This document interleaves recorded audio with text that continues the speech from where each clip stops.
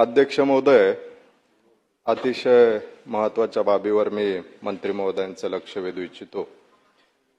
अध्यक्ष महोदय, आपल्याला माहिती आहे की राज्यामध्ये मुख्यमंत्री महोदयांच्या संकल्पनेतील कुसुम सौर ऊर्जा योजना ही राज्यामध्ये राबवण्यात येते आणि या योजनेच्या माध्यमातून दिलेल्या माहितीप्रमाणे जवळपास 8.5 लाख शेतकऱ्यांना सौर कृषी पंप त्या ठिकाणी वितरित करण्यात आलेले आहेत। असं असताना अध्यक्ष महोदय, खरं तर मी मुख्यमंत्री महोदयांचं मनापासून या ठिकाणी अभिनंदन आणि आभार व्यक्त करेल की राज्यातील लाखो शेतकऱ्यांना या योजनेच्या माध्यमातून निश्चितपणे मोठा दिलासा मिळालेला आहे आणि त्यांना एक विजेच्या संदर्भात आधारही मिळालेला आहे। परंतु ही योजना अंमलात येत असताना अनेक त्रुट्या या योजनेमध्ये अध्यक्ष महोदय त्या ठिकाणी आहेत।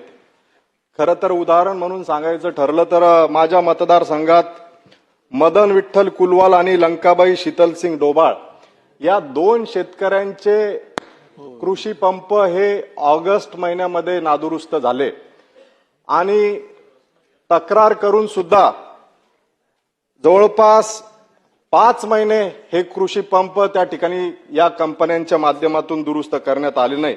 त्यामध्ये CRI नावाची ही जी काही कंपनी आहे यांनी 5 महिन्यानंतर ज्या वेळेला मी लक्षवेधीचं निवेदन अध्यक्षांकडे दिलं त्यानंतर त्या कंपनीने जाऊन त्या सौर ऊर्जा पंपाची दुरुस्ती केली, त्या पॅनलची दुरुस्ती केली।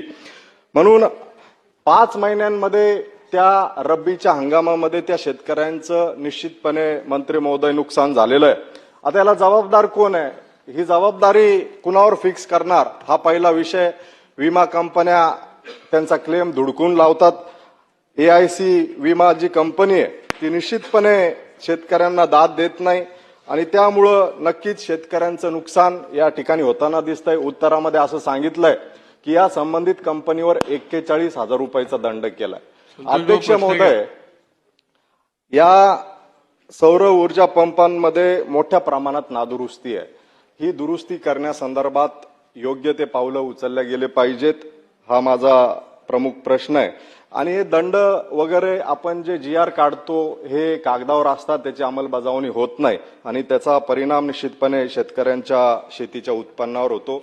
माझे मंत्री महोदयांना स्पेसिफिक प्रश्न आहेत। ज्या विविध कंपनी या सौर कृषी पंपाचं काम घेतात त्यांनी खरं तर त्यांचे कुठल्याच प्रकारचे सर्व्हिस स्टेशन नाहीयेत। आपण जिल्ह्यावर नाही तर तालुक्यावर हे सर्व्हिस स्टेशन किंवा हे स्पेअर पार्ट्स उपलब्ध करून देण्यासाठीचे गोडाऊन्स किंवा स्टॉक यार्ड ठेवणार का, अशा प्रकारच्या सूचना देणार का, हे माझा पहिला प्रश्न आहे। 4 ते 5 महिने शेतकऱ्यांना जे सौर कृषी पंप नादुरुस्त असल्यामुळे जे नुकसान झालंय हे नुकसान भरपाई आपण त्या शेतकऱ्यांची देणार का? त्याचबरोबर नादुरुस्त असलेले जे सौर ऊर्जा पंप आहेत याची किती संख्या आहे किंवा कोणत्याच ऑनलाईन प्रणालीवर हे दिसत नाही, याबाबत आपण योग्य ते काय सुधारणा त्यामध्ये करणार? आणि ऑनलाईन असंख्य शेतकऱ्यांनी अध्यक्ष महोदय यामध्ये ऑनलाईन अर्ज केलेले आहेत सौर ऊर्जा पंप मिळण्यासाठी, परंतु अद्यापपर्यंत ते वेटिंगवर आहे। नियम असा सांगतो की वेळेत जर दिलं नाही तर त्यांच्यावर दंडाची आकारणी करण्यात येते। असे किती प्रमाणामध्ये आपण त्या कंपन्यांवर दंड आकारलेला, हे माझा स्पेसिफिक प्रश्न आहे। अध्यक्ष महोदय, सन्माननीय सदस्य संतोष